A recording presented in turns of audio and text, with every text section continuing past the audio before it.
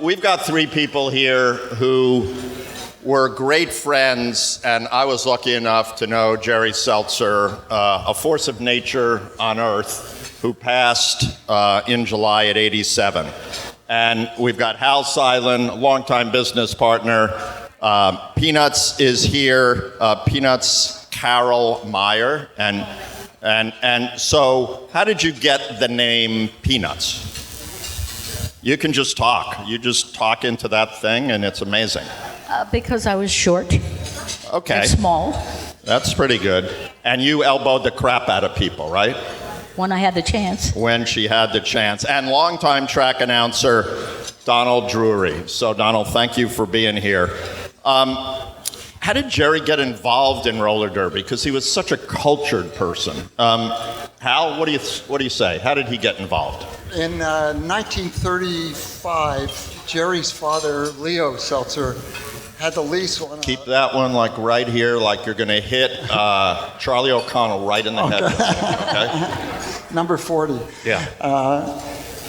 Leo Seltzer had a lease on a building in Chicago, the Chicago Coliseum, and he had to fill it with people. So he started with marathon walks and runs and big charts of the United States, walking across the United States.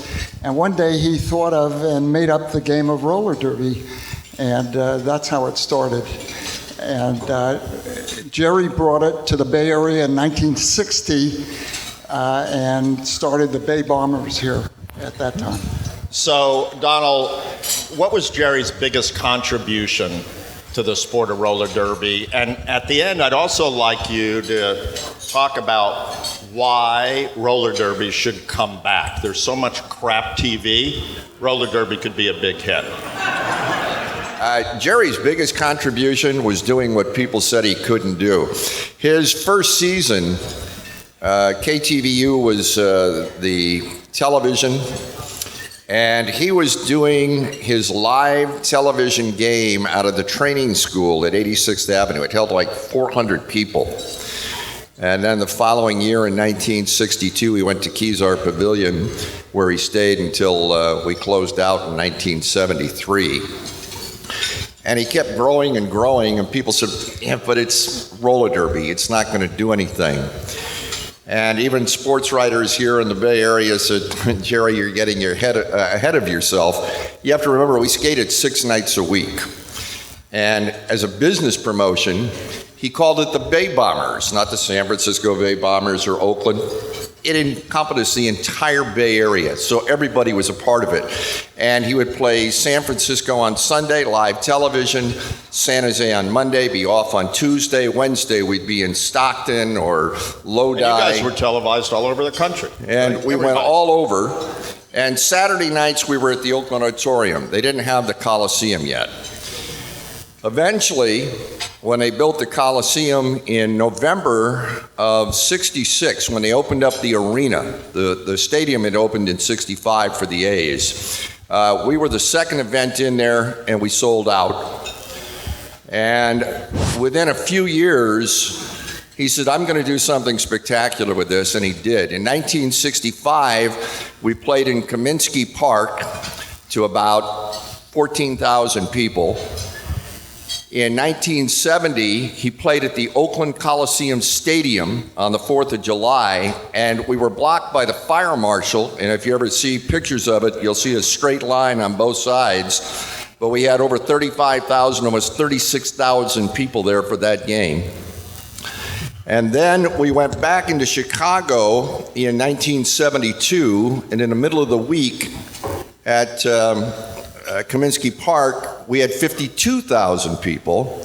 And his last outdoor game, he would have had probably around 46,000. We ended up with 29,000 in Shea Stadium, which no longer exists. So you've given me a great idea. You know, Oakland has lost 2 of its sports teams. The A's are looking for a new building. Roller derby in Oakland. What do you say?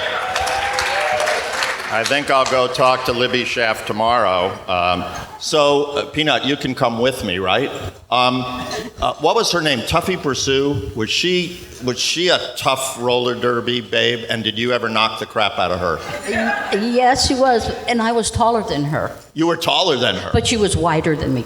She was wider than you. Okay, but you took care of her, right? No, she took care of me. And what would be your favorite Seltzer story? Jiminy. That you could share with this crowd. I know there's probably some that you can't. No? No, I don't have any. It was a great time. I mean, you had stars all across the country. I mean, Charlie and Mike Gammon and Tuffy and you and everybody. So Hal, Jerry's other ventures, right? He was a very, very, very cultured human being. Yes, he was. Who was involved in roller derby. Go figure that. By the way, when he was told that he was going to be honored tonight, he was by then very ill. And he was extremely touched. He called me and he was driven to tears, actually. He was so touched that you would take this honor for him or give him this honor. Anyway, he and I then formed Bass Tickets, and unlike he was a very charitable guy. He did a lot of good charity things. But one thing he did with Bass was we would get promoters and arenas and the Giants and everybody to give us. A promoter hates to have an empty seat in the house. So they would give us any tickets they had left over. Jerry then accumulated about 40 or 50 charities of the Bay Area, and we would then transfer the tickets to them.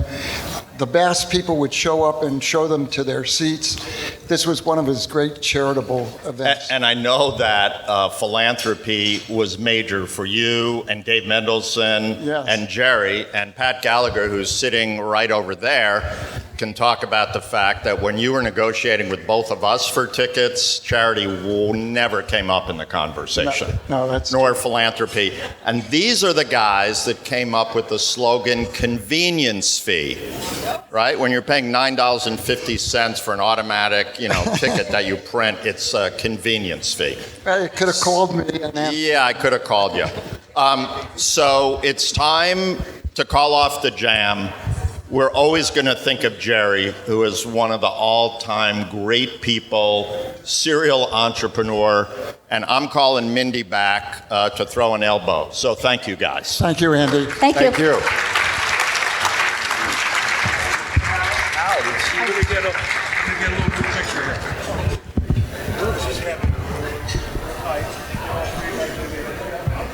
All right, thank you very much to Carol, Don, and Hal.